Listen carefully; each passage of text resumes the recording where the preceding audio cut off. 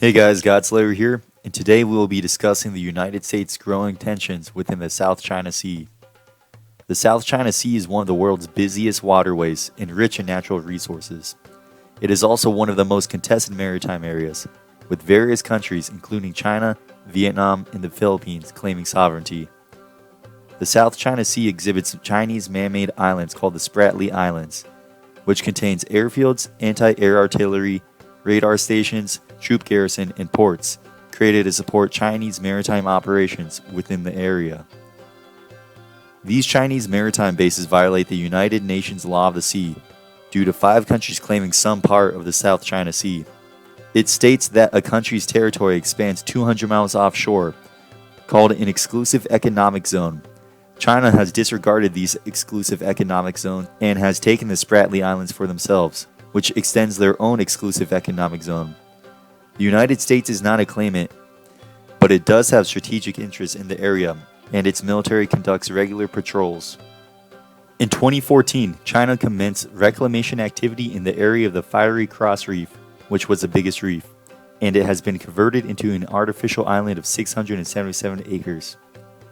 There were around 200 Chinese troops on the reef in late 2014, though this number was likely to have increased significantly in 2015 with the addition of support personnel for the new airbase, which included a 3.1 kilometer long runway and associated early warning radar sites.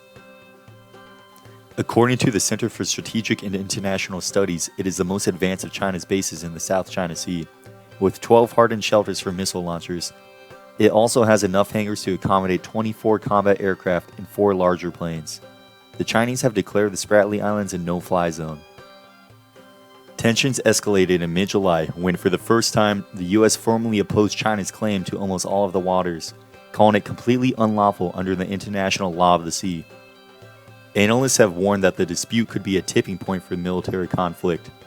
The Chinese Air Force has conducted live fire drills in the area as recently as July in response to the U.S. Navy's own drills and freedom of navigation operations. Tensions have been rising in the recent months, with other claimants and the U.S. accusing China of worsening relations by increasing its infrastructure and military buildup in the area. In mid-July, Washington said Beijing's claims to offshore resources across most of the South China Sea are completely unlawful, and threatened to sanction Chinese officials and companies that pursued illegal claims in the contested waters. The U.S. has stepped up its military presence, sending in warships and aircraft to keep tabs on China's activities. Although the U.S. does not officially align with any of the claimants, it has a wide-ranging security commitments in East Asia and is allied with several countries bordering the sea, including the Philippines, Singapore, and Vietnam. In 2019, U.S. Navy vessels sailed 9 times within 12 nautical miles of features claimed or occupied by China, the highest number of patrols since Beijing controversially began constructing artificial islands around disputed reefs in the waterway in 2014. China retaliates by sending its own Navy vessels to shadow the U.S. ships as a warning.